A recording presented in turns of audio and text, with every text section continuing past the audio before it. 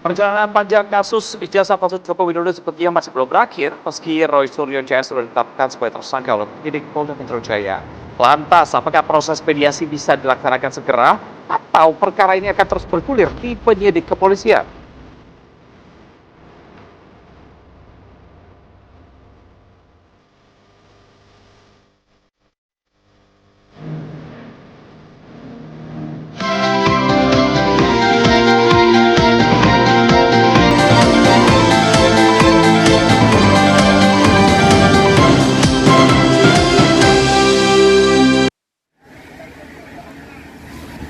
Assalamualaikum, selamat pagi pemirsa. Anda menyaksikan Apa Kabar Indonesia Pagi. Kita hadirkan informasi pertama, sebuah kapal penangkap ikan pada Kamis sore terbakar di dermaga Muara Angke, Penjaringan, Jakarta Utara. Diduga api berasal dari korsleting listrik pada bagian mesin kapal. Ya, hembusan angin kencang membuat api dengan cepat membesar dan merambat ke seluruh bagian kapal. Petugas dari pemadam kebakaran yang dibantu oleh anak buah kapal serta nelayan berjibaku memadamkan api agar tidak menyambar ke kapal lainnya. 13 unit mobil pemadam kebakaran dikerahkan untuk memadamkan api dan tidak ada korban jiwa dalam peristiwa ini.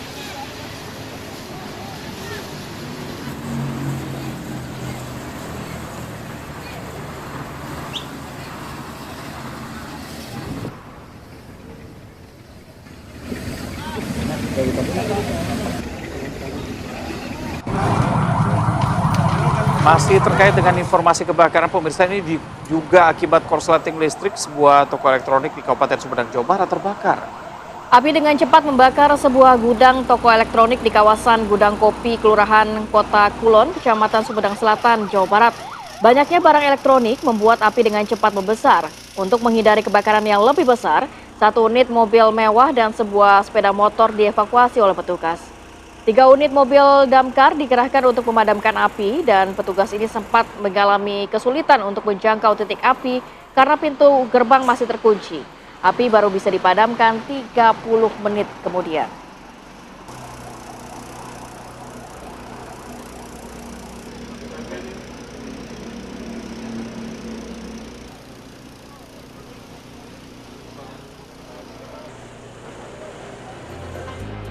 Assalamualaikum warahmatullahi wabarakatuh. Selamat pagi pemirsa. Selamat pagi Reza. Hai Rari, selamat pagi. Gimana kabarnya? Baik, udah lama gak ketemu nih. Iya, saya kembali lagi menyapa Pemirsa pagi hari ini. ya. Hari Jumat ya, biasanya Jumat berkah. Tapi apakah ini menjadi berkah juga untuk Roy Suryo CS? Karena ini kan ada usulan untuk adanya mediasi antara Roy Suryo CS dan juga Joko Widodo. Iya, padahal mereka juga sudah ditetapkan sebagai tersangka, Ya. sudah dicekal ke luar Itu negeri begitu ya. Apakah ini akan menjadi solusi bahwa mediasi ini bisa cepat menyelesaikan permasalahan ini, atau justru akan muncul babak baru lagi lah ya? Nah, nanti kita akan bahas lebih lengkap di segmen dialog, tapi kita ke informasi yang lain dulu pemirsa. Ini ada kericuhan yang terjadi antara ratusan massa dan aparat keamanan saat proses eksekusi lahan di Jalan Budi Utomo, Kota Kendari, Sulawesi Tenggara pada Kamis siang. Warga ini menolak eksekusi lantaran sudah puluhan tahun mendiami lokasi tersebut. Jadi memang kericuan nih nggak terbendung ya. Ada ratusan warga yang melakukan perlawanan saat petugas melakukan pencocokan lahan sebelum menjalankan proses eksekusi lahan. Massa ini memblokade jalan hingga terlibat aksi lempar dengan petugas keamanan. Jadi dalam kericuan ini ada sejumlah polisi dan juga warga yang dikabarkan mengalami luka. Warga menolak proses eksekusi lahan karena sudah puluhan tahun tinggal di lokasi tersebut. Meski mendapatkan perlawanan, proses eksekusi lahan tetap dilakukan oleh petugas pengadilan negeri dan situasi berangsur kondusif setelah aparat bersiaga untuk mencegah terjadinya bentrokan susulan.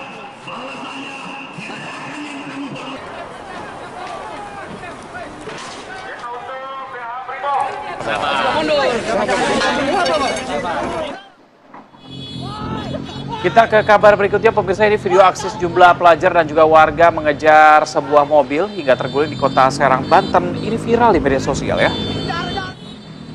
Beginilah pemirsa rekaman video saat sejumlah pelajar dan juga warga mengejar sebuah mobil dan juga menggedor-gedor kaca mobil hingga akhirnya mobil tersebut terguling di Jalan Socari, Kota Serang. Aksi ini menyebabkan mobil yang dikendarai siswa SMA N1 Kota Serang mengalami kerusakan parah. Dari pemeriksaan Polresta Serang Kota, insiden tersebut ini berawal dari kesalahpahaman informasi di media sosial yang menyebabkan warga dan juga pelajar lain ini ikut mengejar. Pengendara mobil pun panik karena digedor beberapa pelajar, lalu memacu kendaraannya sampai akhirnya menabrak mobil lain dan terguling. Tidak ada korban jiwa karena mereka menggunakan sabuk pengaman dan saat ini kedua pihak sudah berdamai dan menyelesaikan secara kekeluargaan. Ya panik ya, yang gedor-gedor banyak mungkin, akhirnya juga pelajar ini kan juga bingung antara mau berhenti atau mau tancap gas, tapi syukurnya sudah ada solusi damai. Ya, tapi nggak kebayang juga seberapa kencang kendaraannya mobil sampai tersebut terbalik ya. Iya benar.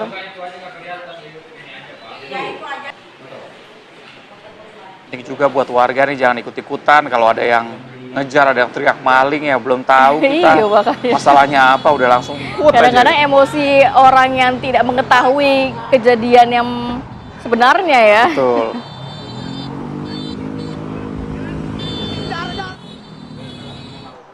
Nah, ini pemirsa harap berhati-hati untuk Anda yang suka memelihara hewan. Ini ada seekor kera peliharaan yang lepas dari kandangnya dan menyerang satu penghuni rumah di perumahan Jemur Sari Regensi Surabaya, Jawa Timur. Untuk menangkap kera tersebut, penghuni rumah langsung menghubungi petugas damkar lagi-lagi. Nah, ini dia dengan sigapnya kita lihat ya, petugas damkar langsung ke lokasi menangkap kera jenis owa Jawa yang lepas dari kandangnya tanpa diketahui apa yang menjadi penyebabnya. Jadi meski sempat lari-lari begitu ya hingga ke lantai 2, owa Jawa ini akhirnya bisa ditangkap menggunakan jaring setelah lebih dari 1 jam dilakukan upaya penangkapan. Jadi menurut dari petugas damkar, saat kejadian di dalam rumah hanya ada ART dan owa Jawa ini sempat lepas hingga ke atap rumah. Bahkan saat lepas dia juga sempat menyerang dan juga menggigit tangan asisten rumah tangga hingga akhirnya terluka. Kera yang berhasil ditangkap ini kemudian dikembalikan ke kandangnya, sementara asisten rumah tangga yang mengalami luka dibawa ke rumah sakit untuk mendapatkan perawatan. Mbak, apa-apa. Luka Terima parah kasih ya Bapak Damkar. Kemarin kan kita ngobrol soal lapor polisi ya. Mungkin kita setelah panggilkan itu TGC ya. Warga kalau ada kejadian serupa bisa Bentar telepon ke 110 untuk meminta pihak kepolisian tangani. Ya. Aduh, lukanya cukup parah ternyata ya. Untuk monyet Ini kita taruh ART-nya ke yang kena serangan kandangnya ya? lagi ya. Ini tadi Pemirsa, kita ke kabar lainnya. Ini ada pohon besar yang berada di area Kementerian Luar Negeri tumbang hingga menutup jalan protokol di sekitarnya. Pemirsa, detik-detik pohon besar di Jalan Sisinga Mangaraja, Kebayoran Baru ini terekam kamera dashcam. Pohon mahoni berdiameter 3,5 meter sempat menimpa mobil yang melintas namun tidak ada korban jiwa. Pohon tumbang juga menutup jalan protokol, jalur busway, serta atap jalur MRT bawah tanah. Selama proses evakuasi, operasional MRT dan juga Transjakarta dihentikan untuk sementara. Dan akibat peristiwa ini, kemacetan panjang terjadi dari arah Blok M menuju ke Bundaran Senayan. Lama banget ini kemarin macetnya. Betul. Dan ternyata karena pohon tumbang ya. Viral juga, penumpang MRT ini harus mencari alternatif lain. Iya, karena biasa nggak tahu kalau ternyata ditutup kan. Iya, pilihannya kan adalah lewat menggunakan MRT supaya tidak macet dan lebih lancar begitu ya. Ini harus cari alternatif lain selama proses evakuasi dari ya. pohon besar tersebut. Ini besar sekali pohonnya ya.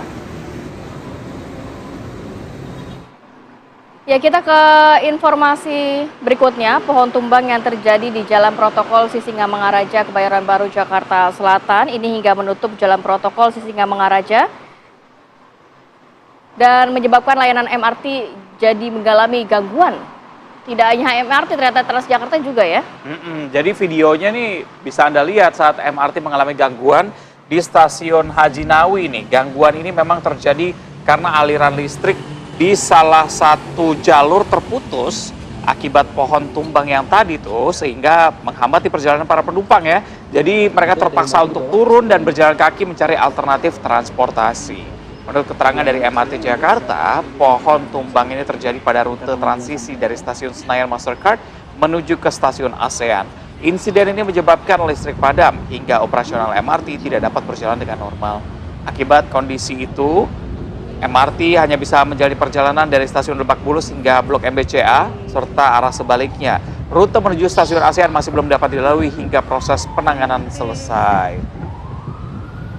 Ini cukup ngeri, baik itu yang harus dievakuasi di luar atau di atas, dan juga yang dievakuasi di bawah tanah iya, ya. bawah tanah ya.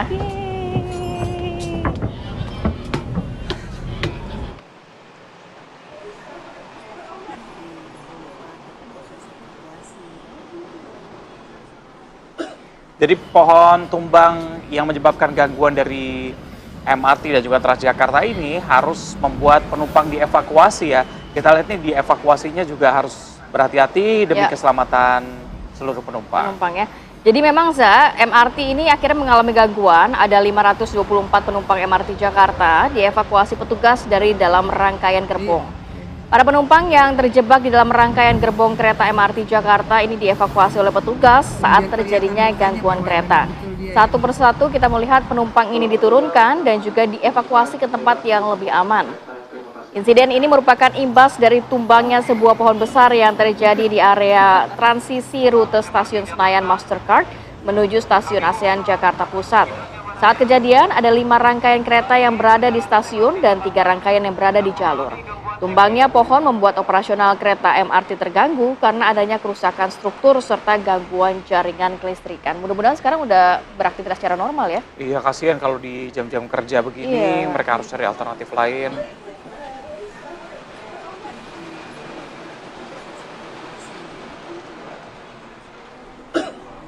Kita ke informasi selanjutnya pemirsa, sebuah mobil pick up bermuatan kayu ini terperosok ke sebuah saluran air sedalam 4 meter di Jalan Gading Serpong, Kelapa II, Tangerang, Banten. Diduga kecelakaan tersebut karena supir ini salah menginjak rem karena mengantuk.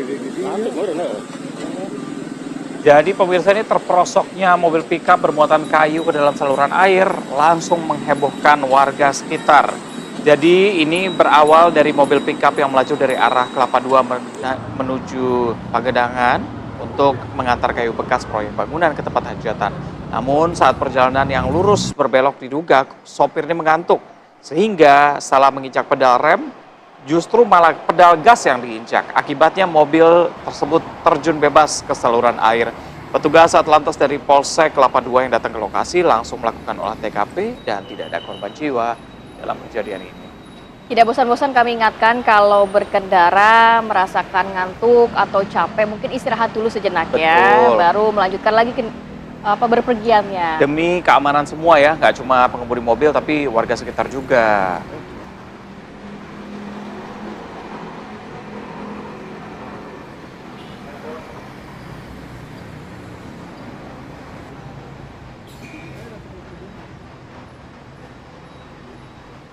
Pemirsa, kita akan ajakan untuk jeda sejenak. Usai jeda kami punya informasi ada Menteri Energi dan Sumber Daya Mineral yaitu Bahlil Lahadalia dipanggil Presiden Prabowo Subianto ke Istana. Apa yang dibahas kami hadirkan usai jeda.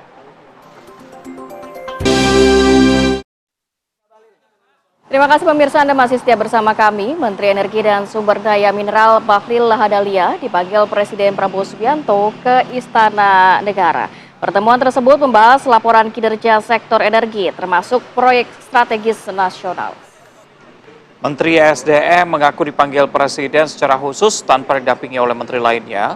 Bahlil pun menjelaskan dirinya diminta untuk melaporkan realisasi target dalam APBN termasuk pendapatan negara bukan pajak yang telah mencapai 85% dari target tahun ini. Lifting migas tersebut juga telah mencapai target. Bahlil juga turut melaporkan rencana peresmian Refinery Development Master Plan atau RDMP di Kalimantan Timur. Proyek ini diklaim akan mendorong Indonesia mencapai swasembada energi solar dan aftur pada tahun depan.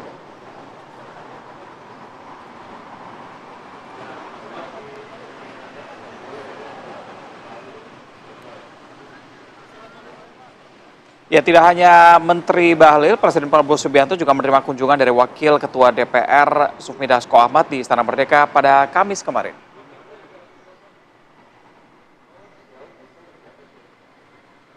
Menurut keterangan tertulis Sekretaris Kabinet Teddy Indra Wijaya, Presiden Prabowo dan Wakil Ketua DPR RI membahas sejumlah agenda strategis yang berkaitan langsung dengan peningkatan kesejahteraan masyarakat. Mulai dari upaya peningkatan kesejahteraan pengemudi ojek online, reforma agraria, dan redistribusi lahan yang berpihak kepada masyarakat hingga penyelenggaraan pelayanan ibadah haji tahun 2026.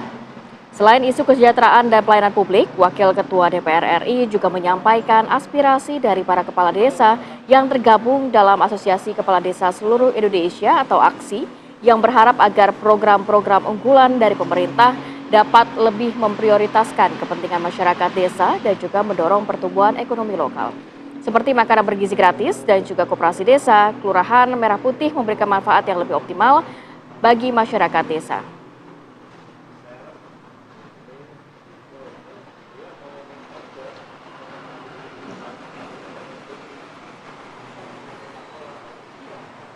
Kita ke informasi selanjutnya, Komisi Pemberantasan Korupsi melakukan serah terima barang rampasan negara senilai 883 miliar rupiah kepada PT Taspen dan uang ini merupakan hasil pemulihan kerugian negara dari kasus korupsi investasi fiktif yang menjerat mantan direksi PT Taspen. Dalam agenda ini KPK memperlihatkan tumpukan uang hasil rampasan negara 883 miliar rupiah. Dana tersebut berasal dari perkara investasi fiktif PT Taspen 2019 hingga 2020 yang menjerat mantan Direktur Utama PT Taspen serta mantan Direktur Investasi dan Risiko PT Taspen.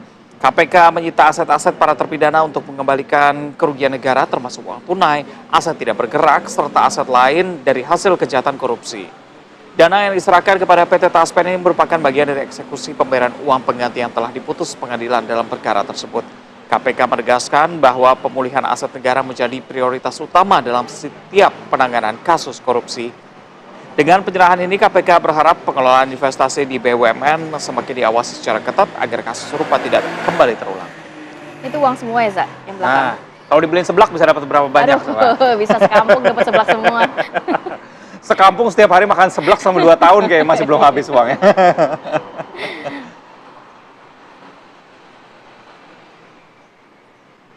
Menteri Keuangan Purbaya Yudi Sadewa ini menyampaikan perkembangan kinerja APBN kita. Ini juga dijelaskan pada bulan Oktober 2025. Dalam pemaparannya, Purbaya menjelaskan kondisi ekonomi global masih diselimuti ketidakpastian. Namun sisi baiknya, ketegangan antara Amerika Serikat dengan Tiongkok sudah mulai mereda. Hal ini memberikan sinyal positif bagi ekonomi global. Sementara untuk harga komoditas dunia, disebut Purbaya ini masih bergerak fluktuatif. Sampai dengan Oktober 2025, inflasi Indonesia tetap stabil dan ini sangat penting untuk menjaga daya beli masyarakat dan memastikan aktivitas ekonomi tetap kuat di tengah ketidakpastian. Pemirsa, Menteri Pertahanan Republik Indonesia Syafri Syamsuddin meninjau langsung latihan TNI terintegritas di Kabupaten Morowali, Sulawesi Tengah. Jadi pada skenario utamanya, KRI Bung Hatta 370 bersama KRI Pana 626 melaksanakan penyergapan terhadap kapal asing yang diduga melakukan aktivitas ilegal di wilayah yurisdiksi Indonesia yang berlangsung di perairan Morowali, Sulawesi Tengah. Dalam latihan ini, TNI AL memfokuskan kemampuan pada operasi maritim, terutama pada aspek penyekatan, pengejaran, pemeriksaan, dan penggeledahan. 2 unsur kapal perang KRI Bung Hatta 370 dan KRI Pana 626 bertugas sebagai unsur sekat yang menempati sektor operasi menghadapi simulasi pergerakan kapal MV Jeffrey 88 yang digambarkan bermanuver berbahaya dan mencoba menerobos blokade. Latihan aksi unsur KRI berlangsung aman, tertib, dan memenuhi seluruh target yang ditetapkan. Melalui keterlibatan 2 kapal perangnya, TNI AL menegaskan komitmennya untuk menjaga kedaulatan laut Indonesia.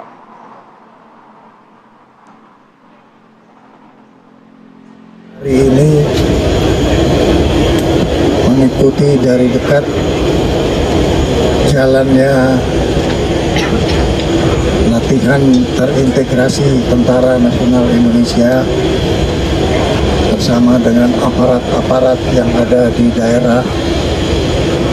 Untuk tujuannya satu adalah bagaimana kita sebagai negara yang berdaulat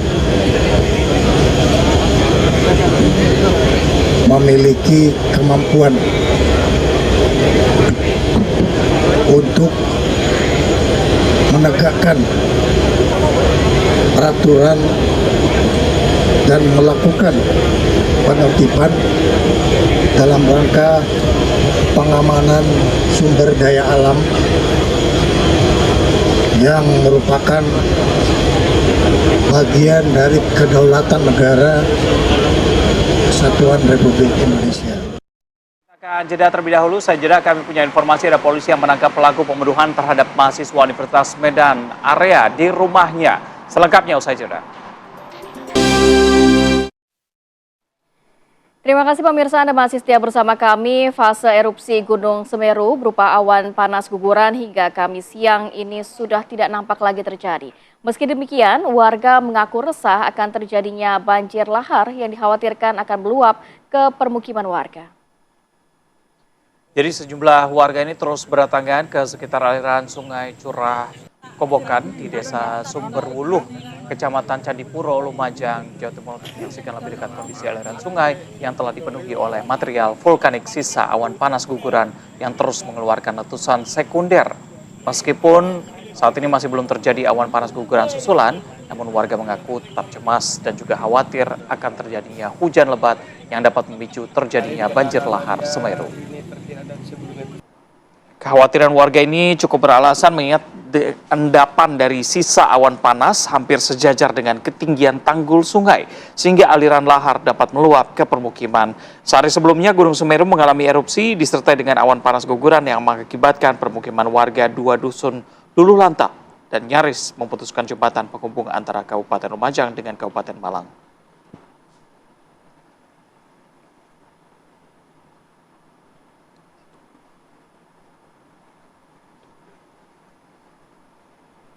Berak gelap lur. Memasuki hari kelima operasi pencarian korban longsor di Situkung, Pandanarum, Banjarnegara, 5 warga berhasil ditemukan dan telah teridentifikasi oleh tim Postmortem DVI Polda Jawa Tengah. Operasi pencarian korban longsor di Dusun Situkung, Kecamatan Pandanarum, Banjarnegara ini masih terus dilakukan. Dan memasuki hari kelima kemarin, tim SAR pun berhasil menemukan kembali 5 korban yang tertimbun material longsor dan telah teridentifikasi oleh tim Postmortem DVI Polda Jawa Tengah. Kelima korban yang berhasil ditemukan atas nama Esia, Maruni, Karti, Warjono Lamar, dan juga Lipa. Kelima korban tersebut merupakan warga Dusun Situkung. Jumlah total korban yang berhasil diidentifikasi yakni 8 orang dan jumlah warga yang belum ditemukan sebanyak 20 orang. 2 diantaranya juga belum dapat diketahui identitasnya lantaran korban ditemukan dalam kondisi tidak utuh. Dan untuk memudahkan dan juga mempercepat pencarian korban, tim SAR telah mengerahkan 9 buah ekskavator. Cuaca yang tidak menentu dan juga kondisi tanah yang masih beresiko ini membuat tim SAR kesulitan untuk melakukan evakuasi secara optimal.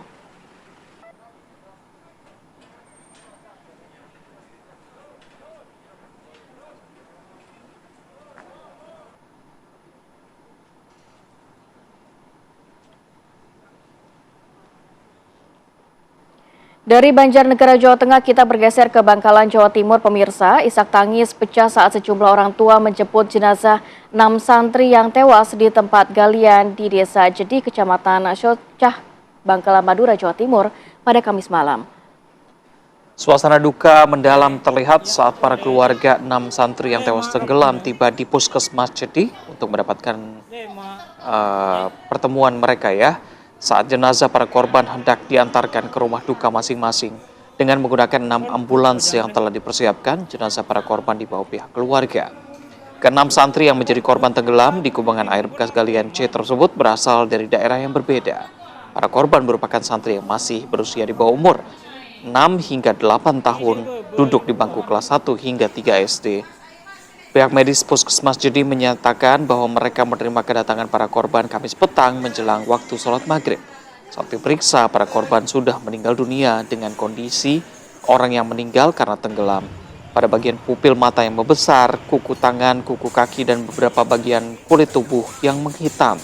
Usai diidentifikasi, 6 korban dibawa pihak keluarga untuk ke rumah duka masing-masing karena pihak keluarga tidak mau dilakukan autopsi.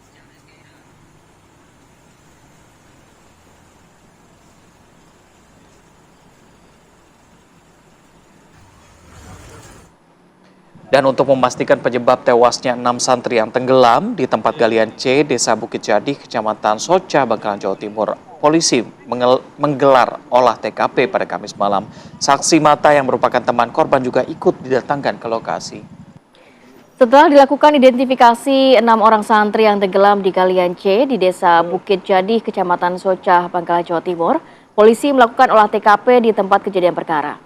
Dalam olah TKP, polisi menghadirkan saksi mata yang tak lain merupakan santri lainnya yang selamat. Saksi mata menunturkan awalnya ada 9 santri yang diam tanpa sepengetahuan pengurus pondok dan juga mandi di tempat kejadian. Dari 9 orang santri, 1 anak tenggelam sehingga teman lainnya mencoba untuk menyelamatkan. Namun justru kelima santri itu pun ikut tenggelam. Sehingga yang 3 rekannya menaik untuk mencari pertolongan dan memberitahu kepada pengurus pondok. Dari hasil olah TKP, keterangan saksi ini ke-6 jenazah saat ini sudah dijemput orang tua ke rumah duka karena tidak mau dilakukan otopsi.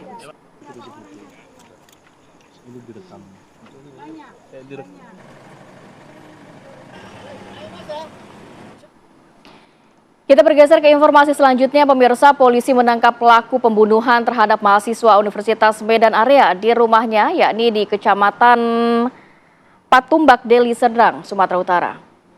Jadi pelaku dibawa oleh tim Satreskrim Polrestabes Medan bersama dengan Polsek Patumbak ke tempat kejadian perkara yang menewaskan temannya sendiri, Borneo Raja Gajah.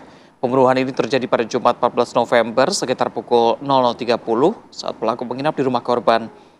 Sebelum beraksi, pelaku bersama korban sempat keluar untuk bermain biliar, kemudian membeli narkoba jenis ganja dan kembali ke rumahnya.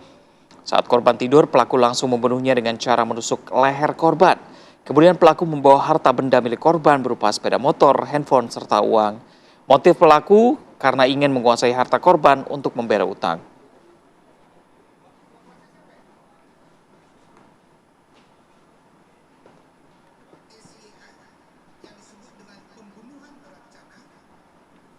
Dan untuk mendalami kasus ini sudah bergabung bersama kami Kasat Reskrim Polrestabes Medan, AKBP Bayu Putro Wijayanto. Selamat pagi Pak Kasat.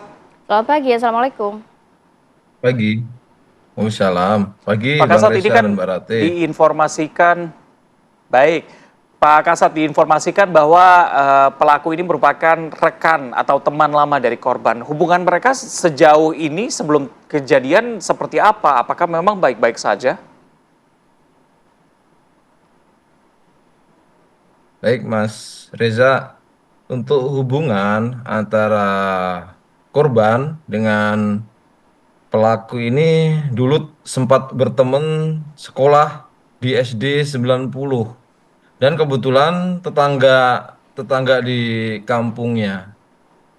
Dan untuk saat ini hubungannya masih baik-baik saja, Mas Reza. Ya, Pak Kasat, jadi motifnya walaupun ini teman ternyata ingin menguasai harta korban ya Pak. Bagaimana ceritanya akhirnya pelaku ini bisa menginap di rumah korban, bahkan terfikir untuk mengambil harta korban dan juga membunuh korban? Ya, Mbak Rate, jadi niat awal dari si pelaku ini untuk menguasai harta benda dari berawal keduanya untuk bertemu di tempat biliar. Pada saat di tempat biliar, korban mengajak pelaku untuk menginap di rumah korban karena kakaknya yang saat ini bersama sedang berada di luar kota. Dari situ Oke, berarti pelaku berniat untuk mencoba mengambil harta benda, salah satunya adalah sepeda motor karena pelaku terlilit hutang untuk membayar cicilan sepeda motor. Setelah di biliar, tiba waktunya pelaku dan korban, pelaku mengajak korban ke rumah pelaku untuk pamit kepada orang tuanya dan sempat mengambil senjata setengah gunting. Jadi bukan gunting semuanya, tetapi setengah gunting. Gunting tersebutlah yang dijadikan senjata yang dibawa ke rumah. Kemudian setelah menuju ke rumah, sekira pukul 22.30 sampai di rumah korban, sempat mereka berbincang dan sempat untuk menghisap ganja. Dan akhirnya kedua baik korban dan pelaku ini sempat tertidur. Pada pukul sekira 00.30, pelaku terbangun dan niat untuk mengambil harta benda dari pelaku, kemudian mengambil senjata tajam yang berada di dapur berupa linggis dan pisau. Kemudian pelaku menghampiri korban yang sedang tidur dengan memukulkan bagian atas kepala menggunakan linggis ini, Mbak. Setelah baik. Kemudian pelaku merespon, menangkap tangan kanan pelaku, kemudian pelaku menghujamkan Pak Kasat. di leher kedua tusukan dengan menggunakan Ya, Pak Kasat, berarti bisa dibilang bahwa ini tidak ada rencana pembunuhan terlebih dahulu karena diawali oleh pertemuan main biliar dulu begitu ya. Tidak ada rencana pembunuhan, namun setelah bertemu baru menuju ke arah sana. Apakah di dalamnya juga terjadinya pembunuhan ini karena menggunakan narkoba? Jadi ada niat ini Bang Reza, karena sudah mempersiapkan senjata sebilah gunting dari rumah. Ada perencanaan dari si pelaku. Untuk narkoba kita tes memang positif, dan sebelumnya memang pelaku mengkonsumsi narkoba sehari sebelumnya dan kita tes urin positif, Bang Reza. Dari konstruksi hukum, pasal apa yang dikenakan oleh pihak kepolisian kepada pelaku dan jeratan pidananya berapa lama, Pak? Jadi kami dari Satreskrim dan gabungan dari Polsek dan Polda mengkonstruksikan pembunuhan berencana 340, 338 dan kami lapis dengan 365 ayat 3 ancaman hukuman seumur hidup maksimal 20 tahun ini, Mbak Reza, Mbak Rati. Baik, terima kasih banyak AKBP Bayu Putro Wijayanto, Kasat Reskrim Polres Tabes Medan sudah berbagi informasi dan waktunya pagi hari ini. Assalamualaikum. Ya, baik. Pemirsa, kita akan jeda terlebih dahulu.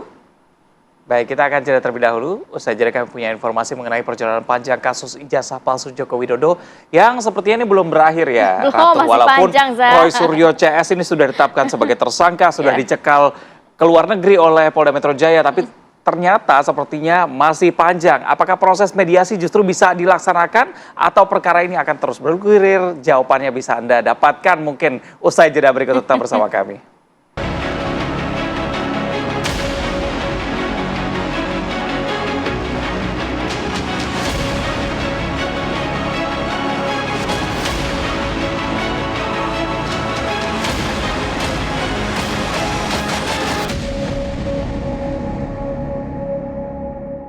Malam ya.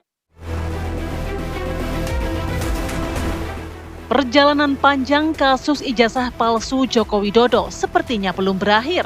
Meski Roy Suryo CS sudah ditetapkan sebagai tersangka oleh penyidik Polda Metro Jaya. Solusi mediasi yang ditawarkan kepada Roy Suryo CS pun kandas setelah para tersangka menolak proses perdamaian sebagai win-win solusi. Kuasa hukum tersangka tetap kekeh perkara pidana tidak sepantasnya diselesaikan lewat jalur mediasi. Kubu Roy Suryo CS meragukan mediasi bisa terjadi karena Joko Widodo dalam agenda mediasi di beberapa gugatan tak pernah hadir. Lantas apakah proses mediasi bisa dilaksanakan segera? Atau perkara ini akan terus bergulir di penyidik kepolisian? Tim TV One mengabarkan.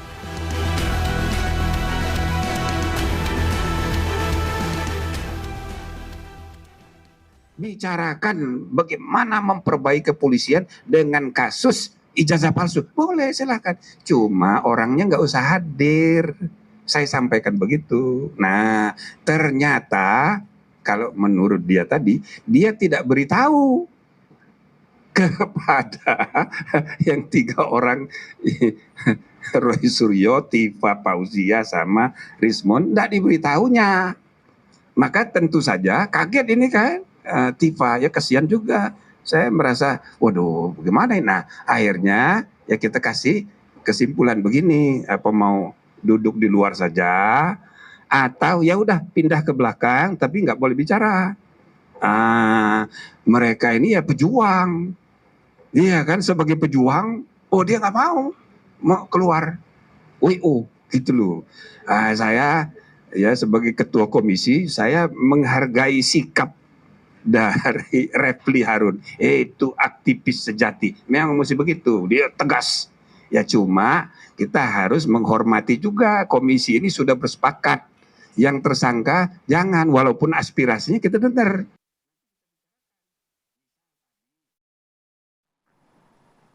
Jadi sebenarnya mediasi ini bukan datang dari kedua belah pihak, tapi kita mendengarkan ini dorongan dari Ketua Komisi Percepatan Reformasi Polri yang mungkin ingin menjadi solusi begitu ya, mediasi ini bisa menjadi solusi nggak ya untuk permasalahan yang sudah cukup panjang sebenarnya. Mungkin kalau kita lihat dari tujuannya baik begitu ya, supaya kasus ini bisa cepat selesai, sesuai dengan percepatan supaya lebih cepat gitu kasusnya selesai. Tapi apakah kedua belah pihak mau? Sepertinya tidak. Langsung kita tanyakan aja kali ya ke narasumber sudah hadir narasumber yang hadir pagi hari ini. Sudah ada Bang Ade Darmawan, pelapor atau Sekjen Pradi Bersatu. Selamat pagi Bang Ade.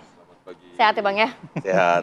Kemudian juga ada Bang Ahmad Kozinudin, kuasa hukum Roy Suryo. Selamat pagi Bang Kozi. Sehat ya Bang? Alhamdulillah. Alhamdulillah. Kemudian juga ada Bang Heri Firmansyah, pakar hukum pidana Universitas Tarumanegara. Selamat pagi Bang Heri. Terima kasih Bapak-Bapak kehadirannya pada pagi hari ini. Nah Bang Ahmad gimana nih? Jadi apakah memang mediasi bisa jadi solusi? Ya, bismillahirrahmanirrahim. Jadi yang pertama, kita menghargai setiap usulan dari setiap elemen anak bangsa yang ingin menjadikan negeri ini jauh lebih baik, gitu. Termasuk usulan dari Komisi Kepolisian. Namun yang kedua, jangan sampai kita mengambil solusi yang itu hanya mengkompromikan antara kebatilan dengan kebenaran, lalu mengubur sejarah kelam itu menjadi warisan sejarah bagi generasi selanjutnya tanpa generasi selanjutnya itu bisa memverifikasi sejatinya saat itu yang terjadi apa sih begitu. Misalnya dalam kasus ijazah palsu ini, jawaban yang harus clear itu harus sampai pada kesimpulan apakah ijazah ini palsu atau sebenarnya memang benar-benar palsu. Nah itu yang harus kita tegaskan. Jadi kalau dari Anda nggak ada pilihan asli ya, palsu atau benar-benar palsu gitu. Itu kan pilihan yang lain. Yang lain boleh memilih itu begitu. Dan pilihan-pilihan yang saya sampaikan juga bukan pilihan, itu adalah konsekuensi dari sebuah proses yang memang tidak kredibel, tidak akuntabel, dilihat dari berbagai aspek yang juga sudah diuji dari banyak pihak termasuk di KIP beberapa waktu yang lalu. Yang selanjutnya adalah bahwa kasus ini kan sebenarnya kasus pidana yang rule-nya juga sudah berbeda. Memang kemudian ada yang mencoba membuka pintu melalui restoratif justice. Begitu. Tapi kalau memang maunya restoratif justice dan itu menjadi kewenangan negara tanpa harus melibatkan para pihak, silakan saja. Begitu. Karena negara juga punya wewenang melalui aparat penegak hukum, baik di tingkat penyidikan bisa SP3, di penuntutan bisa SKPP, menggunakan tangan Jaksa Agung bisa deponering. Bahkan kalau mau presiden turun sendiri keluarkan amnesti atau abolisi, silahkan saja begitu. Tapi bagi kami tidak dalam kapasitas untuk merespon hal-hal yang sifatnya mau mengkompromikan. Apa yang selama ini effortnya sudah dikeluarkan, keyakinannya sudah menggumpal, lalu tiba-tiba kita diminta untuk melegitimasi sesuatu yang sebenarnya tidak legitimate dan kemudian memberikan pemulihan suatu kehormatan yang sebenarnya kehormatan itu tidak pernah ada sebelumnya begitu. Dan permakluman terhadap sebuah kejahatan misalnya kalau ini nanti diputus bersalah gitu ya. Dengan sebuah mediasi itu kan nggak dibenarkan. Bang, kenapa sih nggak mau banget mediasi? Apakah nggak pengen berdamai? Atau maksudnya maunya selesainya di pengadilan? Ini yang mendorong Ketua Komisi Percepatan loh. Ada dua pertimbangan. Yang pertama dari sisi prosedur, yang kedua dari sisi substansi. Dari sisi prosedur, memang dalam pidana nggak ada mediasi, yang ada itu perdata, gugatan, utang. Ya sudah ya, utangnya aku lunasi, mediasi selesai. Kalau pidana ya korupsi, ya sudah ya kita anggap selesai ya korupsi. Nggak bisa, ini pidana. Harus dibuktikan apakah unsurnya terpenuhi atau tidak. Jika terpenuhi ya penjara, jika tidak ya bebas begitu kan. Nah sayangnya pembuktiannya ini jadi terbalik. Harusnya kami membuktikan ijazah itu palsu melalui pasal 263 di laporan Bareskrim, tapi ini dibalik. Kami harus membuktikan bahwa kami, ya klien kami ini tidak fitnah, tidak melakukan pencemaran, yang konsekuensinya tidak ada fitnah, tidak ada pencemaran, berarti ijazahnya itu memang benar-benar palsu begitu. Jadi dari sisi prosedur seperti itu, dari sisi substansi, rasanya klien kami itu agak berlebihan, bahkan ya offset gitu. Kalau mengambil pilihan bermediasi, berdamai, atas nama pribadi, padahal perkara ini substansinya sudah perkara publik. Gitu. Jadi kita tidak bisa kemudian seolah-olah mewakili masyarakat, rakyat yang hari ini ingin tahu kebenaran kasus ini sampai tuntas, lalu tiba-tiba kita bermediasi, apalagi damai, yang kemudian masyarakat kehilangan objek yang selama ini ya sedang ditunggu-tunggu. Sebenarnya seperti apa? Karena ditutupi dengan kedamaian. Jadi tidak boleh ada kedamaian yang menutupi kesalahan, kekeliruan, apalagi berdamai hanya dengan dalih biar nggak dipenjara lah, biar ini tidak ada kegaduhan. Artinya apa? Sebenarnya di substansi perdamaian yang dinarasikan itu ada ancaman. Oke, berarti dari sisi Anda gas terus ya, lu Bang? gua penjara. Ini yang nggak bener gitu loh. Bang Ade gimana? Iya. Oke, makasih Reja. Jadi gini, Mas Reja, ya, kalau kita melihat bahwa persoalan kemarin itu bukan dari inisiatif dari Kedua belah pihak ya? Komisi Reformasi. Tapi inisiatif dari mana? Bukan. Jadi kita lihat dong tata bahasa dari Prof. Jimli, ya kan, bahwa datang sahabatnya Refli ya, kemudian mengajukan untuk audiens. Nah nama-nama itu kan tidak terdaftar awalnya, nama-nama yang mau menghadap nih kepada Komisi Reformasi pada saat itu. Tiba-tiba ada kan, nah sehingga kurang etis ketika kemudian ada yang masuk tapi dia adalah statusnya tersangka kan itu. Nah kemudian jadi maksudnya mediasinya ini dari sisinya Mas Roy juga akhirnya melalui Komisi Percepatan. Dan sudah dibantah juga sama Mas Kosi waktu kompresi pers di kemarin waktu wajib lapor kan, bahwa ini bukan idenya dari Roy Suryo CS gitu loh. Karena kan Roy Suryo CS pasti tentunya menjurus kepada Bang Kosi kan. Nah ini penumpang-penumpang gelap yang sengaja mencoba, ya mungkin tujuannya baik, cuman kurang koordinasi, kan itu persoalannya. Sehingga timbullah sesuatu yang penegasan dari tim kuasa hukum beliau kan. Nah ini yang saya lihat yang terjadi. Kalau terkait restoratif, memang diatur di dalam Perka Polri, ya. Tetapi apapun itu sebenarnya tidak kalau ada syarat-syarat tertentu yang memang mau dilaksanakan, saya bagus sih. Menurut saya tidak ada masalah. Tetapi kalau mau dijalankan dan dilanjutkan, wah kami senang sekali, ya kan? Nah karena ini tensi naik nih. Nih pasca wajib lapor kemarin. Tapi nggak anti klimaks Bang. Ini belum. Sudah berjuang, gitu, tiba-tiba diminta mediasi. Gimana? Kan apalagi perkara publik katanya. Kembali ke dua belah pihak. Kalau di pihak kita apapun itu yang diinginkan oleh publik dan teman-teman kedua belah pihak, monggo. Jadi kalau mediasi dari sisi Pak Jokowi juga sebenarnya mau membuka aja ya ruang untuk mediasi. Nggak pernah menutup ruang itu. Iya kan? Tetapi kita juga tidak menafikan bahwa kalau mau lanjut jadi lebih bagus lagi. Tapi kalau mediasinya nanti ada, kalau gitu ya berubah pikiran dari sisi Roy Suryo, Pak Jokowinya diundang, datang nggak tuh mediasi? Nah itu dia. Kalau mediasi mau datang, saya tidak bisa memastikan bahwa Pak Insinyur Joko Widodo akan bersedia hadir untuk pertemuan di Polda Metro ya. Tentu harus tanyakan langsung kepada Pak Jokowinya kan, apakah bersedia atau tidak, karena kami belum ada pembicaraan sampai ke arah situ. Namun ini teman-teman sebelah, sahabat-sahabat Pak Roy ini yang numpang-numpang gelap ini yang maju ke Komisi Percepatan Reformasi Polri yang memang tupoksinya bukan di situ. Dan Reformasi Polri ini dibentuk bukan karena adanya persoalan Roy CS ini kan, itu. Ya, jadi saya anggap bahwa ketika kemudian ini mau maju ke ranah peradilan, inilah yang kita tunggu sebenarnya. Bahwa terkuak dengan cara yang memang diinginkan Bapak Joko Widodo, yaitu memberikan penumpang gelapnya siapa? Kepada Bang Kozi? Aku nggak tahu ya, nanti bisa ditanya. Kadang jelas saya mau koreksi bahwa mediasi itu bukan bergantung pada dua pihak. satu pihak saja tidak mau nggak jadi itu barang. Ya. Jadi posisinya itu di kami memang sejak awal sudah menerima sinyal-sinyal itu. Misalnya saat mau lapor meminta diam, setelah lapor tolong dong bisa ya berubah pikiran, nanti bisa dicabut dan seterusnya. Setelah jadi tersangka mencoba lagi begitu. Artinya ada narasi meminjam kekuasaan kepolisian dengan status hukum itu untuk menakut-nakuti orang yang sedang meneliti. Diharapkan dengan ketakutan itu bisa ditarik di meja perundingan, dan dalam meja perundingan itulah dibuat sebuah komitmen yang melegitimasi sesuatu yang sebenarnya tidak legitimate. Ini yang tidak kami harapkan. Karena hari ini tanggung jawabnya kami, kuasa hukum termasuk Pak Roy itu bukan hanya pada beberapa orang yang ditetapkan tersangka, tapi pada publik. Gitu. Berarti maksud Anda adalah ada tujuan-tujuan khusus bahwa untuk tidak membuktikan kepada publik bahwa ini asal atau tidak begitu, karena akan selesai pada ya kalau mediasi kan nggak ada pengadilan, nggak ada pembuktian. Berarti ada tujuan ke sana menurut Anda? Iya, ada tujuan untuk tidak mengeluarkan dokumen yang sebenarnya itu menjadi primary evidence yang selama ini menjadi sumber kegaduhan bertahun-tahun di Republik ini gitu loh. Jadi karena sudah gaduh, ledakkan saja sekalian. Ngapain ditutup-tutupi gitu Bang Ade?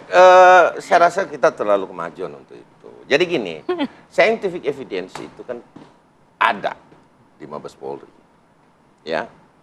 Kalau dikatakan bahwa ini tidak ilmiah, ini hal ilmiah, tidak bisa dibuktikan. Enggak kok, ini ilmiah kok pembuktiannya. Scientific evidence itu ilmiah. Ya. Itu adalah ilmu kepolisian yang ilmiah terkait barang bukti, terkait lapor, DNA, kan itu ilmiah semua. Ilmiah semua, ya. Dibuktikan secara ilmiah dalam penerapan hukum. Nah, yang menarik adalah kami tidak akan pernah takut karena kami yakin bahwa apa yang dikeluarkan Puslapfor itu dilegitimasi oleh negara gitu loh. Nah, terus 3 orang ini gimana? Kalau Bang Ade ini nggak akan takut karena nggak berkonsekuensi. Yang takut itu Jokowi. Karena kalau ijazahnya palsu, yang masuk penjara Jokowi bukan Ade. Saya selesaikan dulu. Dia akan takut wajar. Saya selesaikan dulu bahwa kemudian ada legitimate negara di situ. Kan tidak mungkin dong kita mau mempercayai satu teori atau ilmiah menurut mereka, penelitian ilmiah mereka, yang sebenarnya tidak memiliki data primer kan? Kan itu persoalannya. Data primer ini diperiksa oleh Puslapfor loh. Nah, melalui scientific evidence mereka gitu loh. Poinnya. Sehingga saya menganggap bahwa ya udah monggo. Wah, seneng kali kita kalau sampai kepada dia. Tapi ingat, resiko bukan di kita loh. Di Anda. Anda memilih jalan itu, monggo. Siap. Saya mau ke Mas Heri dulu. Mas Heri, mediasi panel ini sebenarnya bisa dilakukan nggak sih? Kalau menurut Anda, dari kasus ini ya, dari kedua belah pihak yang sudah mengeluarkan kepercayaan diri masing-masing benar, bisa jadi solusi nggak? Atau solusinya memang di pengadilan, bukan di mediasi? Menjelaskannya agak panjang sedikit. Sengaja saya posisi di sini agar makin akrab. Tadi maksud saya di situ aja biar kena. Agar bisa mediasi nanti. Tujuannya mulia kan gitu. Jadi menjawab pertanyaan tadi Mbak Rati bahwa mediasi itu memang model yang lazim dipakai di kaidah hukum perdata. Iya. Perdata ya, bukan pidana ya. Lazimnya. Tapi memang sekarang dalam konstruksi pidana juga mulai model itu dikonstruksi juga. Untuk direplikasi begitu ya. Dalam konteks tertentu ada aturan mainnya. Kebetulan KUHAP kita yang baru kan sudah diketok palu tuh berapa hari yang lalu begitu ya. Dan memang dalam model keadilan restoratif ada diatur kalau nggak salah saya di bab 4 ya. Pasal 79 sampai ke 83. Tahapan untuk melakukannya misalnya ada di proses penyelidikan, penyidikan, penuntutan sampai pemeriksaan di sidang pengadilan. Bisa mediasi juga. Namun ada syarat formil yang harus dipenuhi. Salah satunya tadi adalah konsensus. Kesepakatan kedua belah pihak nih. Kalau kita lihat kan sampai detik ini masih nggak ada kesepakatan. Ya benci tapi rindu lah. Iya. Benci sekali nggak ada rindunya. Diluruskan sekarang. Itu yang pertama. Yang kedua akan melihat dari ketahuan dong. dari tindak pidananya, ancamannya. Kalau di ancaman di atas 5 tahun, salah satu syaratnya sebenarnya tidak memberikan ruang itu untuk dilakukan mediasi tadi. Itu tertolaknya di sana. Dan yang menarik adalah kalau ini lontarannya bukan dari dua pihak yang sedang berseteru, ini kan, legitimasinya gimana? Ya, ini jadi catatan tersendiri. Kemudian hal lainnya adalah menurut saya akan kembali kepada Bang Kozi dan kawan-kawan ya, terutama Bang Roy Suryo lah nanti yang menentukan ini kan. Karena kalau diambil ini barang, saya orang luar yang tidak punya konflik of interest untuk menilai ini akan melihat bahwa protagonisnya, pemeran utama yang baik ini ada di Pak Jokowi jadinya. Karena beliau dengan kebesaran hati sudah difitnah menurut beliau gitu kan, tapi memberikan jalur mediasi. Oke-oke saja. Nah, maka aktor antagonisnya kalau kita tarik di luar dari konteks hukum ya, ini akan ada di posisinya Bang Roy Suryo. Masyarakat akan menilai loh 9 bulan hampir kurang 10 hari kali ya. Gitu ya. Ini kok prosesnya akhirnya ujung-ujungnya selesai begitu saja. Iya, tidak klimaks ya. Ini yang anti klimaks. Maka beban moral tadi bukan beban hukum lagi ya, beban moralnya ada di teman-teman yang kemudian menginisiasi awal perkara ini kan. Nah, bagaimana pertanggungjawabannya ke masyarakat? Saya nggak bicara hukum lagi, karena kalau hukum tadi pilihannya kan sudah dimasukkan ke sana, ya. Kalau pilihan yang paling mungkin ya dihentikan atau dilanjutkan perkaranya. Apakah tadi sudah disinggung ada SP3, ada kemudian surat ketetapan penghentian penuntutan, banyak model lah. Termasuk yang terakhir yang sekarang lagi banyak dibicarakan ya misalnya Pak Presiden Pak Prabowo misalnya menghentikan itu dengan kewenangan yang dimiliki atau mengkoreksi sistem peradilan pidana yang sudah dijalankan sebelumnya. Tapi apapun pilihan itu tentunya kita berharap ini ada pertanggungjawaban hukumnya, ada best practices, ya, ada hal yang kita bisa pelajari bahwa tindakan ini ada konsekuensi hukum, apapun itu ya. Tadi kalau pilihannya adalah menghentikan, ingat ini bukan kepentingan antara Pak Jokowi dan Bang Roy Suryo dan juga Polda Metro Jaya saja, atau tim percepatan apalah namanya itu ya, reformasi Polri. Tapi lebih pada konteks perkara ini sudah naik, sudah terlalu jauh. Jadi gitu konsumsi publik terlalu lama dan apa pertanggungjawaban hukumnya, sehingga kita yang belajar hukum juga jangan akhirnya ujung-ujungnya nanti kalau ini kita buat gaduh, nanti ujung-ujung pasti mediasi penal selesai gitu. Walaupun saya katakan tadi model ini bisa direkonstruksi, bisa kemudian juga kita aplikasikan gitu dalam konteks ini, karena KUHP yang baru memang mengaminkan hal itu. Ini sejalan dengan KUHP baru kita yang keadilannya tidak hanya satu, tapi ada keadilan rehabilitatif, korektif, dan restoratif tadi. Iya, baik. Mungkin Bang Ahmad nanti bisa menjawab, apakah memang skenario yang sudah disebutkan tadi masuk begitu dalam strategi Anda? Mungkin kita akan bahas usai jeda, tetap bersama kami. Baik, kita lanjutkan dialognya. Saya ke Bang Ahmad. Bang Ahmad tadi sempat dikatakan bahwa ini jangan-jangan ada skenario, nanti ada yang protagonis dan juga antagonis nih. Anda ngelihat ke arah sana nggak sih? Sebenarnya sebelum ke sana ini kan usulan melakukan mediasi dengan pendekatan restoratif justice itu kan usulan yang sia-sia menghabiskan energi bangsa yang percuma begitu. Kenapa? Karena secara objektif dan subjektif syaratnya tidak terpenuhi. Tadi sudah dikatakan objektifnya kan minimal yang ancamannya 5 tahun ini diberi pasal 12 tahun, 8 tahun. Objektif nggak mau. Yang kedua secara subjektif nggak perlu dua pihak yang nggak setuju, satu pihak saja nggak setuju nggak jadi nih barang gitu. Artinya justru kita bertanya motifnya apa gitu loh. Tim reformasi Polri masuk ke ranah-ranah yang sebenarnya itu sangat ya sepele lah. Harusnya kan fokus kepada bagaimana kinerja Polri, kelembagaan, SDM, anggaran, terutama masalah kinerja. Kalau yang dimaksud kasus ini dijadikan sebagai batu loncatan atau batu ujian untuk menilai kinerja Polri yang selama periode Jokowi ya 10 tahun terakhir gemar melakukan kriminalisasi, maka kasus ini menjadi contoh kriminalisasi di kasus klien kami. Setidaknya ada dua hal sekaligus. Pertama, kriminalisasi, suatu tindakan yang bukan kejahatan dipaksa menjadi laporan. Yang kedua, ketidakadilan, tidak ada equality before the law. Yang dilaporkan Bareskrim terkait 263 tidak diproses, yang pemalsuan 311 310 diproses lebih cepat dan kemudian sampai tersangka. Bukan hanya itu, di sana ada selundupan pasal 32, 35 yang ancamannya lebih dari 5 tahun, yang kemarin sempat gempar apakah akan jadi ditahan atau tidak, walaupun akhirnya tidak ditahan begitu. Sekali lagi tidak ditahan ya. Kemudian saya lanjutkan bahwa itu yang membuat apa? Harusnya fokusnya kepada apa? Soalan yang harus dipersiapkan untuk menuju ke persidangan. Nah misalnya mengamankan persidangan bagaimana? Karena ini kan nanti atensinya besar. Mengantisipasi kalau ada tindakan-tindakan yang kemudian itu bisa mengganggu jalannya persidangan bagaimana? Media perannya bagaimana? Jangan sampai nanti media tidak boleh meliput dengan alasan ABCD. Ya, bagaimana persiapan persidangan dan seterusnya. Walaupun saya setuju tadi yang disampaikan Bang Ade masih lama. Karena apa? Ahli saja yang kami ajukan ada 4 belum diperiksa. Saksi ada 4 yang belum diperiksa. Belum lagi di luar itu tersangka di layer pertama ini belum juga diperiksa. Kapan Bang rencananya informasi dari Polda sudah adakah? Kapan belum ya, kemarin itu kami kan menyerahkan permohonan mengajukan ahli dan saksi yang meringankan. Nanti kan ada feedback.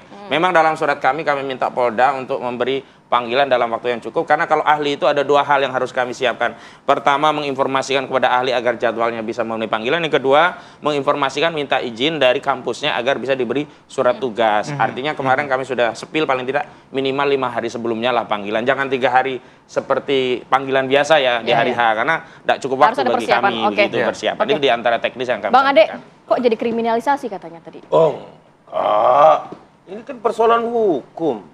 Kalau semua laporan itu adalah kriminalisasi, kita harus memikirkan korbannya juga dong. Kan ini ada korbannya, ada 2 pihak. Nggak berdiri sendiri antara polisi dan pihak terlapor. Kan ada pelapornya. Kok pelapor dalam artian di sini utamanya adalah Bapak Insinyur Joko Widodo kan korban. Pernah nggak kita berpikir ke arah situ? Kan itu yang kita nafikan selalu. Terkadang dibolak-balik. Dibolak-balik, Bang. Iya, korban jadi seolah-olah terlapor jadi seolah-olah korban. Kan itu persoalan. Jokowi pelaku seolah-olah jadi korban ya. Jadi artinya mari kita dudukkan persoalan itu dalam sebuah kebenaran. Kebenaran materialnya ini pasti terungkap, Bos. Tidak mungkin tidak. Iya kan? Dikatakan tadi Bang Kosi, gak ditahan. Ya, saya akan menambahkan juga. Tapi sewaktu-waktu bisa ditahan, Bang. Jadi artinya kita tidak menafikan itu. Bahwa sewaktu-waktu, kan 5 ini belum diperiksa nih. Ya kan? 5 belum diperiksa. Saksi ahli yang meringankan dari pihak sebelah juga belum. Nah, kemarin ada media ya, saya dengar itu mulai bahwa ada pencekalan. Ini tensi naik nih. Ini mulai naik nih tensi kan. Nah, kita lihat aja. Tetapi artinya apapun itu, kami tidak mau mengintervensi penyidik. Apapun itu yang dilakukan oleh Polda Metro, monggo. Periksa cepat. Jangan lama-lama dong, kan gitu. Kenapa lama-lama sih? Periksa dulu tuh, klaster pertama tuh. Abang aja udah gak sabar, apalagi masyarakat, Bang. Iya, makanya. Ya sepakat kan? Berarti udah siap kalau menuju ke persidangan ya? Banget, Bos. banget gitu loh. Ya kan? Nah, kita mau banget gitu loh. Bahwa persidangan itu adalah sesuatu yang memang disitulah semua tercurah. Disitulah kesempatan juga bagi Bang Kosi dan teman-teman menunjukkan keahliannya. Ini loh, kesempatan itu dibuka lebar. Beda dengan kepolisian, kejaksaan. Ini akan lebih. Mas Heri. Sebentar, dan ada tambahan memang kemarin. Baru saya Mas Heri. Selain surat permohonan ahli, kami juga mengajukan permohonan gelar perkara khusus. Yang sebenarnya Juli yang lalu sudah kami ajukan, tapi tidak direspon. Yang menarik, justru penyidik yang mengingatkan kami, Bang, tolong itu yang permohonan gelar perkara khusus juga disampaikan. Loh, kok malah dari penyidik? Ya sudah kan, pucuk dicinta ulang pun tiba ya. Kami kirim surat permohonan gelar perkara khusus yang kedua, yang intinya setidaknya harusnya bersikap adil dalam 2 perkara yang satu ya. Di Barreskrim ada gelar perkara khusus, di Polda juga harus ada gelar perkara khusus gitu. Nah, sebenarnya di gelar perkara khusus itulah penting untuk ditunjukkan ya, ijazah itu. Setidaknya ini loh yang akan menjadi penentu apakah benar ya. Saudara Joko Widodo itu korban atau jangan-jangan pelaku gitu loh kan. Selama ini kan klaimnya sebagai korban dari pelapor. Jangan-jangan ketika ditunjukkan ternyata barang itu palsu, kan pelaku bukan korban begitu loh. Itu yang ditunggu-tunggu rakyat itu. Mudah-mudahan digelar perkara khusus ditunjukkan jangan sampai itu. juga ya nanti ketika kemudian sewaktu-waktu yang saya cerita tadi itu terwujud baru geratak-geratakan. Damai dong, damai. Ini kayaknya nggak bisa selesai di sini nih kayaknya di pengadilan gitu loh. Gimana Mas Heri nih? Kayaknya kalau ngelihat begini. Saya lupa menambahkan satu syarat tadi bahwa dalam restoratif justice itu ada permaafan. Ya, permaafan ini yang penting. Masalahnya kalau permaafan berarti ada 2 pihak, yang memaafkan dan yang memberikan maaf dan yang meminta maaf. Masalahnya ada nggak yang melakukan itu? Curiga saya nggak mau lagi husnuzon dalam perkara ini gitu ya. Karena terlalu lama gitu. Curiga saya ini dipepetkan nanti ke Lebaran. Momentumnya kan pas untuk maaf-maafan kan. Lebaran kapan itu? Jadi itu mediasi nanti. Jadi ini yang harus kita tunggu. Harusnya diberi catatan kepada penyidik Polda Metro Jaya kapan perkara ini bisa tuntas, begitu kan? Dalam 2 bulan kah, 3 bulan kah? Walaupun itu tidak lazim, tapi saya juga berpraktik gitu ya. Tidak ada perkara yang menurut saya benar-benar lambat dan tidak bisa diselesaikan. Karena pasti ada solusinya. Jadi tidak ada perkara yang lambat tapi bisa cepat atau super cepat bahkan. Tergantung intensinya, atensinya seperti apa. Jadi ini catatan penting agar ini tidak berlarut ya kan. tidak nanti ada lagi beberapa pihak lagi yang kemudian masuk menemukan solusi yang padahal dalam kasus ini menurut saya hanya 2 pihak saja nih, antara Bang Roy Suryo dan kawan-kawan tadi dengan Pak Jokowi. Tinggal itu yang bermain di sini. Kalau mereka sudah mengemukakan semua bukti yang mereka miliki, apalagi yang ditunggu? Pertanyaan kan itu. Jadi jangan ini akhirnya dramanya makin panjang begitu. Walaupun saya diundang juga sama TV One. Tapi tentu sesungguhnya yang kita pikirkan adalah bagaimana kemudian mengedukasi masyarakat dengan hukum yang benar tadi. Cara berhukum kita harus benar. Menegakkan hukum tidak boleh dengan cara melawan hukum. Nah, ini kan catatan penting dalam setiap perkara yang ditangani tadi. Oleh pihak Polda Metro Jaya ataupun KPK ataupun siapapun ya, para penegak hukum tentu harus berpikir untuk melakukan hal-hal semacam ini. Agar segera selesai dan menemukan jalan terbaiknya. Begitu. Oke, berarti kita udah dengar ya kedua belah pihak tadi sepakat begitu ya dan siap menuju ke meja persidangan, berarti mediasi sudah tidak akan dilakukan begitu ya? Sama-sama dibuktikan. Menjawab ungkapan yang sangat terkenal, tiada maaf bagimu. Tapi jangan ada dusta di antara kita. Yang dusta ada saja, kita kagak. Baik, terima kasih banyak Bapak sudah hadir pagi hari ini. Sehat selalu. Assalamualaikum. Assalamualaikum. Pemirsa, fase erupsi Gunung Semeru berupa awan panas guguran hingga Kamis siang sudah tidak nampak lagi terjadi. Meski demikian, warga mengaku resah akan terjadinya banjir lahar yang dikhawatirkan akan meluap ke permukiman warga. Sejumlah warga terus berdatangan ke sekitar aliran sungai Curah Kobokan di Desa Sumberwulu, Kecamatan Candipuro, Lumajang, Jawa Timur untuk menyaksikan lebih dekat kondisi aliran sungai yang telah dipenuhi material vulkanik sisa awan panas guguran yang terus mengeluarkan letusan sekunder. Meskipun saat ini belum terjadi awan panas guguran susulan, namun warga mengaku tetap cemas dan khawatir akan terjadinya hujan lebat yang dapat memicu terjadinya banjir lahar Semeru. Dikhawatirkan warga ini cukup beralasan mengingatkan bahwa ada endapan sisa awan panas yang hampir sejajar dengan ketinggian tanggul sungai sehingga aliran lahar dapat meluap ke permukiman. Sehari sebelumnya Gunung Semeru mengalami erupsi disertai dengan awan panas guguran yang mengakibatkan permukiman warga 2 dusun Lululanta dan nyaris memutuskan jembatan penghubung antara Kabupaten Lumajang dan Kabupaten Malang. Dak merah gelap lur. Kabut membumbung tinggi lur. Gelap sekali. Lalu bagaimana kondisi terkini hari ini? Rekan-rekan kami siap melaporkan untuk Anda. Ada Farah Manhila dari Jembatan Geladak Perak, serta ada Naufan dari Posko Pengungsian. Kita ke Farah terlebih dahulu. Farah, bagaimana kondisi kali ini? Apakah memang jembatan sudah kembali terhubung? Sepertinya warga juga sudah mulai beraktivitas di sana. Farah.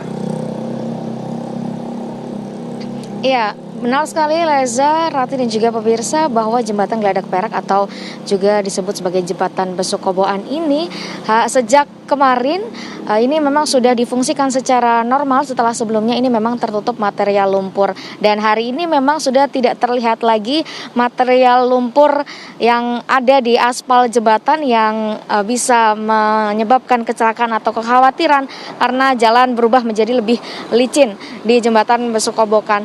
Saat ini aspal sudah mulai terhindar dari material lumpur karena sudah dilakukan pembersihan oleh tim-tim terkait.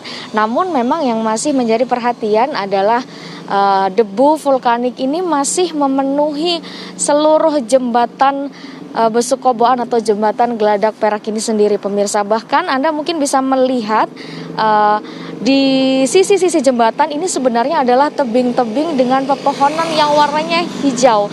Namun begitu terkena APG, guguran APG dan juga debu vulkanik ini seketika berubah warna menjadi abu-abu dan bisa saya katakan bahwa debu vulkanik yang menempel di jembatan maupun di tepi jembatan ini juga terbilang cukup tebal. Ada sejumlah warung pemirsa yang ada di kawasan jembatan ini, di tepi-tepi jembatan. Dan sebelumnya warung ini juga memiliki warna yang berbeda-beda, namun begitu terkena debu vulkanik ini juga semuanya warnanya menjadi sama, yaitu berubah menjadi abu-abu. Selain itu pemirsa, karena tebalnya debu vulkanik yang berada di sekitar area sini, mengingat ini juga areanya cukup curam, artinya ketika menuju dari Kecamatan Pronojiwo ke arah Candipuro ini para pengendara harus menuruni jalan. Jadi ketika ada kendaraan besar yang melintas, ini bisa membuat debu vulkaniknya menjadi lebih bertebaran. Artinya penggunaan masker, helm dan juga kacamata ini sangat disarankan bagi para pengendara yang melintas di kawasan Jembatan Besuk Koboan, pemirsa. Dan Anda bisa melihat di bagian bawah Jembatan Besuk Koboan ini juga merupakan aliran sungai dari banjir lahar ataupun material APG yang turun atau yang keluar dari Gunung Api Semeru, dan juga masih terlihat uap-uap air yang terkena dengan endapan ataupun APG ataupun material lahar yang turun dari guguran yang masih mengeluarkan uap yang cukup tebal. Artinya endapan guguran ini terbilang masih dalam kondisi atau suhu yang tinggi sehingga masih mengeluarkan uap. Dan untuk informasi terkini berdasarkan kondisi atau aktivitas gunung api saat ini, pemirsa, sejak pukul 00 sampai pukul 6 pagi tadi ini telah terjadi 6 gempa guguran, 45 letusan ataupun erupsi, 8 hembusan, 5 gempa tektonik jauh. Sehingga rekomendasi yang diberikan oleh PVMBG ini juga masih sama. Dan Gunung Api Semeru ini juga masih berada di level 4 atau awas. Demikian informasi yang bisa kami sampaikan dari Jembatan Geladak Perak. Saya kembalikan ke Reza dan Rati. Baik, terima kasih Farah Manhila. Kita bergeser ke Naufan yang saat ini sudah berada di posko pengungsian. Naufan Zam, bagaimana kondisi pengungsi pada pagi hari ini? Apakah semua kebutuhan sudah tercukupi di sana? Dan kabarnya pengungsi ini terkadang juga kembali lagi ke rumah, kemudian pada malam hari baru kembali ke pengungsian. Seperti apa?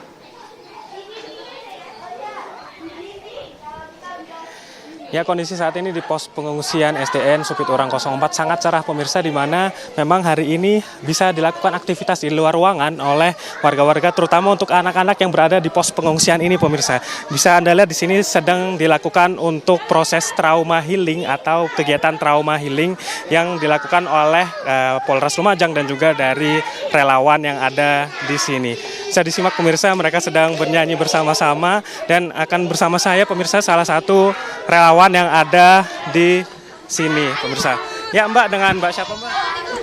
Dengan Mbak Briana. Ini lagi ngapain, Mbak?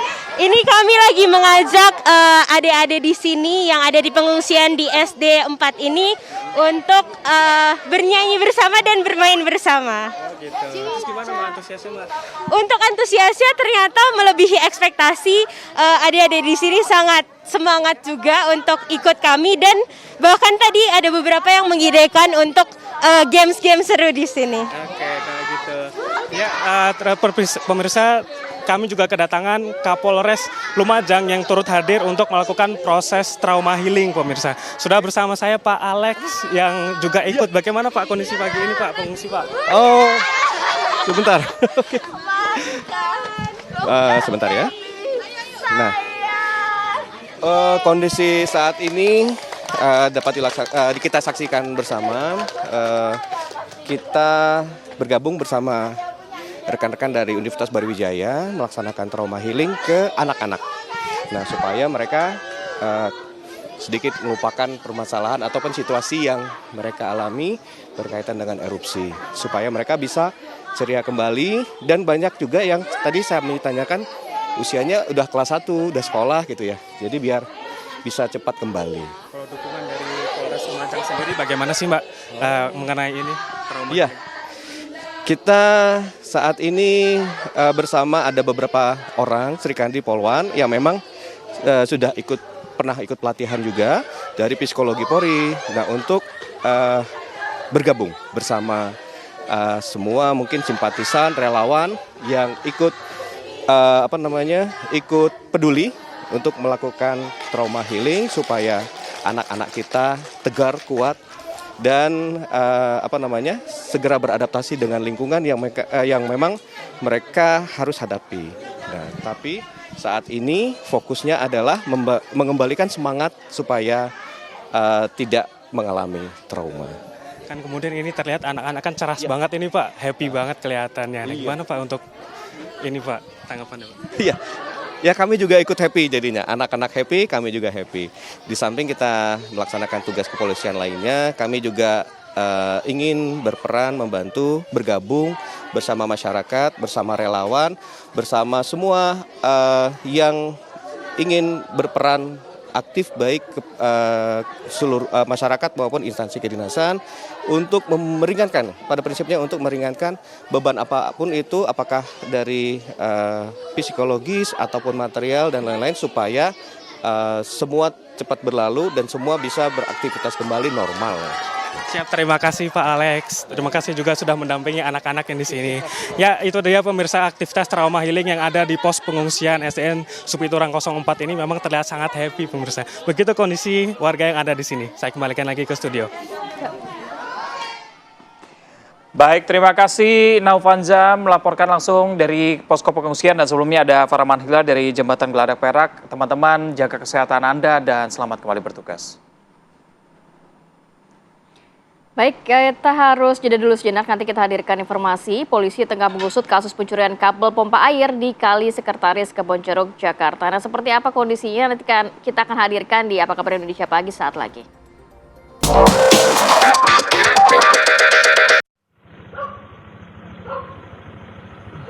Pemirsa, polisi tengah mengusut kasus pencurian kabel pompa air di Kali Sekretaris Kebonjeruk, Jakarta Barat. Jadi dalam video viral ini terlihat satu pelaku berjalan di atas jembatan sambil membawa karung berisi kabel. Sementara dua kawanan lainnya menunggu di jembatan di seberang kali maksud kami, dan juga menerima karung yang dilempar. Setelah melakukan aksinya, ketiga pelaku meninggalkan lokasi. Polisi juga terus meminta keterangan di lokasi untuk mengejar para pelaku karena pompa air digunakan untuk mengantisipasi banjir. Waduh, jangan-jangan nanti kalau lagi banjir malah nggak bisa dipakai nih pompa airnya ya. Ini dia, bahaya banget dan juga merugikan banyak orang ya. Iya. Baik, kita akan pantau ya langsung bagaimana kondisi terkini pagi hari ini terkait kabel pompa air yang dicuri. Sudah ada rekan kami Margaret Novita. Selamat pagi Margaret, silakan. Ya, Reza, Rati, dan juga pemirsa, betul sekali ini sedang viral di media sosial. Ada maling yang tertangkap kamera warga ini sedang mencabut ataupun membongkar kabel pompa air yang ada di Kali Sekretaris Kebonjeruk, Jakarta Barat. Dan memang jika dilihat secara langsung beginilah kondisinya, Reza, Rati, dan juga pemirsa.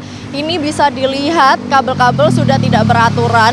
Kemudian juga ada tali yang menggantung. Nah, dari penuturan warga tadi, harusnya tali yang menggantung ini dililiti oleh kabel dan berwarna-warni begitu. Ada warna merah, kemudian ada warna hitam dan biru seperti warna kabel. Namun ini juga sudah ditarik ataupun dicopot, dilepas, diambil oleh pencuri yang kemarin beraksi pada 19 November ataupun Rabu. Pun mereka ini beraksi di pagi hari pemirsa. Jadi memang kawasan ini adalah kawasan pinggir kali dan ini langsung jalan raya, maka memang ini bukan di perkampungan, sehingga aktivitas yang berjalan di wilayah sini hanyalah aktivitas di jalanan ataupun mondar-mandir kendaraan, sehingga memang sepi. Apalagi ini berlangsung pada pukul 5.30 pagi, di mana mereka ini ada 3 orang, kemudian ada 1 orang yang terekam ini sedang menarik-narik kabel, memasukkan ke dalam karung. Kemudian untuk 2 teman lainnya,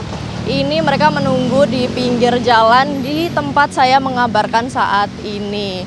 Dan usut punya usut, ini dari penuturan warga sekitar juga tidak mengetahui apakah para maling ini merupakan orang yang dekat dengan daerah sini ataupun orang dari manapun, mereka tidak mengetahui. Kemudian juga masih dalam proses penyelidikan dan juga pencarian oleh Reskrim Polsek Kebonjeruk, Jakarta Barat. Dan memang jika dilihat ini bahkan yang ada di pinggiran ini, ketika saya lihat kabel merah yang harusnya membentang dari pinggir hingga ujung, ini di tengah-tengahnya pun sudah bolong begitu, sudah diambil dan sudah diangkut oleh para maling.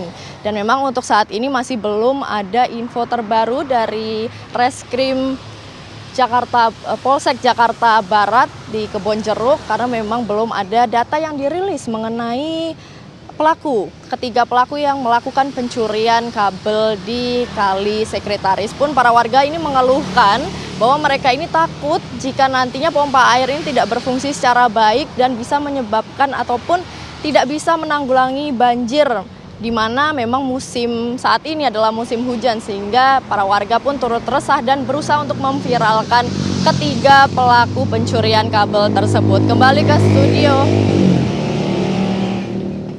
Baik, terima kasih Margareta Novita atas laporannya langsung dari Kebonjeruk, Jakarta, dan selamat bertugas kembali.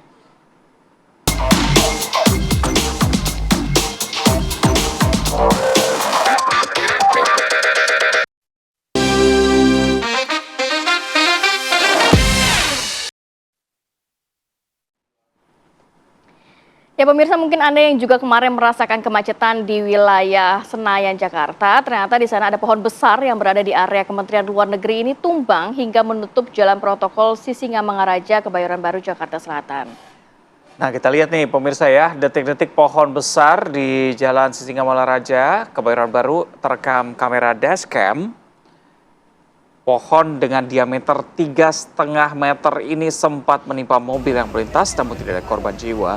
Pohon ini juga menutup jalan protokol, jalur busway, serta atap jalur MRT bawah tanah. Jadi selama proses evakuasi, operasional MRT dan juga Transjakarta dihentikan dulu sementara. Akibatnya ini macet panjang terjadi dari arah Blok M menuju kawasan Bundaran Senayan.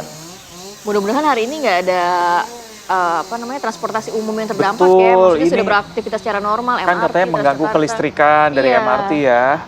Semoga bisa berjalan dengan cepat.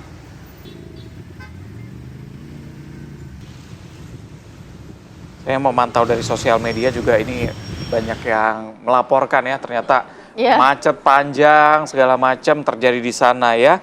Ternyata ini menyebabkan layanan MRT sampai dengan mengganggu begitu ya. Iya, karena memang akhirnya karena listrik mungkin yang kena Eza, jadi akhirnya juga tidak bisa beraktivitas. Jadi ini video amatir pemirsa saat memang MRT ini mengalami gangguan di stasiun Haji Nawi. Karena memang aliran listrik di salah satu jalur itu terputus akibat pohon tumbang sehingga menghambat perjalanan dari para penumpang. Dari keterangan pihak MRT, jadi pohon tumbang ini terjadi pada rute transisi dari stasiun Senayan Mastercard menuju ke stasiun ASEAN.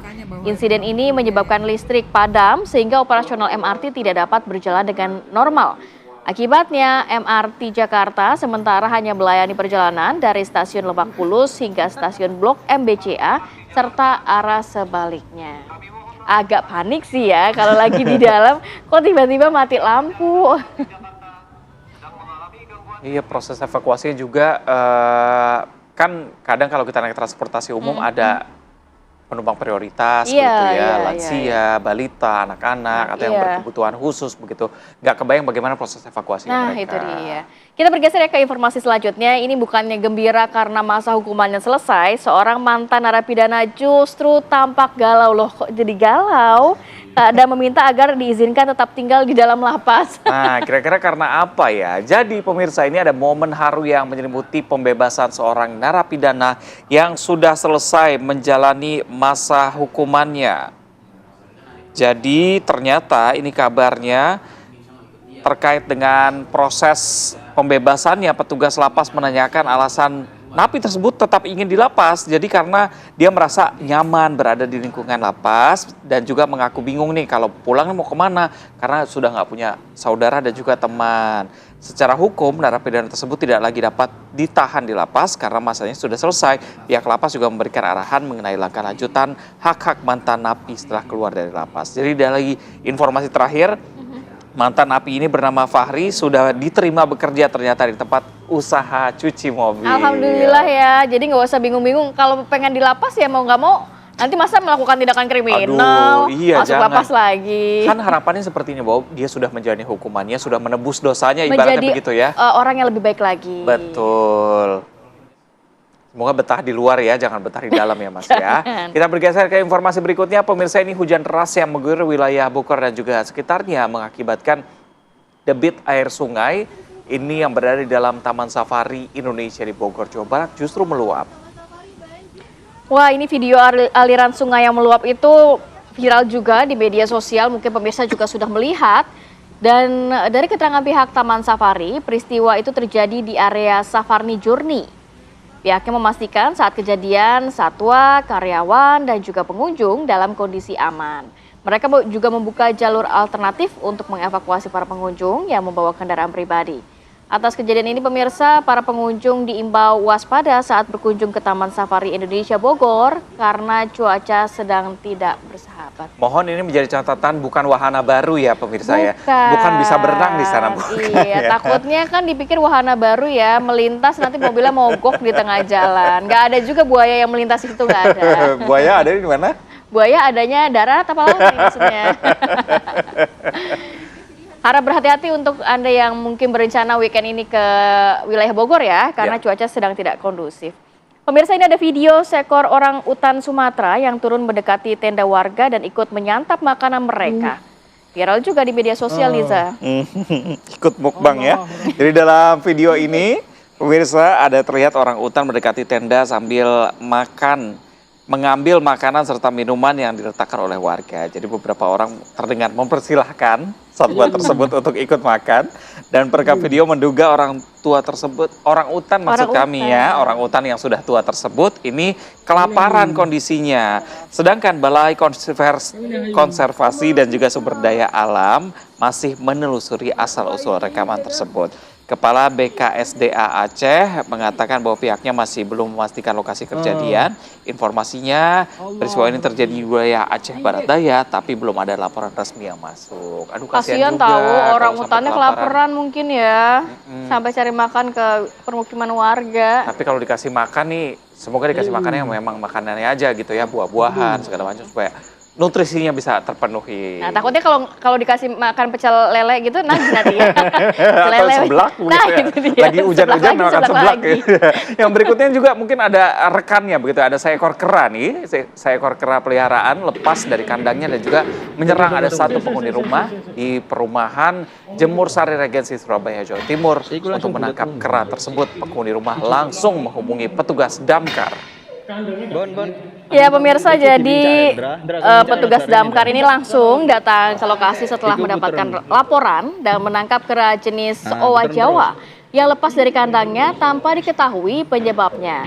Meski sempat berlarian hingga ke lantai 2, owa Jawa ini bisa ditangkap menggunakan jaring setelah kurang lebih 1 jam dilakukan upaya penangkapan. Menurut petugas, kejadian ini di dalam rumahnya ada asisten rumah tangga dan juga owa Jawa ini sempat lepas hingga atap rumah. Bahkan saat lepas, owa Jawa ini sempat menyerang bahkan menggigit tangan dari ART tersebut hingga terluka.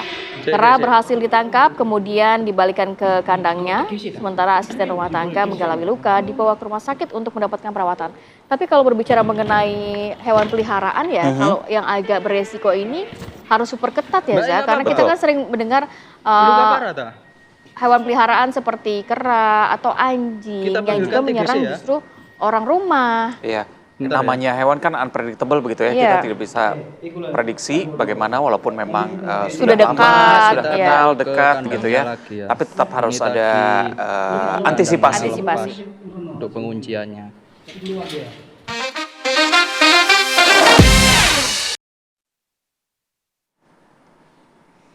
Jadi, pemirsa, ya mau sudah. makan seblak di mana? Soalnya kayak dari awal segmen udah mikirin seblak mulu nih kita ya. Iya, udah mulai terganggu konsentrasinya karena lapar begitu ya. Mungkin pemirsa juga mau jeda untuk makan dulu. Kami sudah 2 jam pemirsa menemani Anda dengan beragam informasi. Izinkan kami pamit, saya Reza Balwel. Saya Kamarati Kusuma, terima kasih dan sampai jumpa.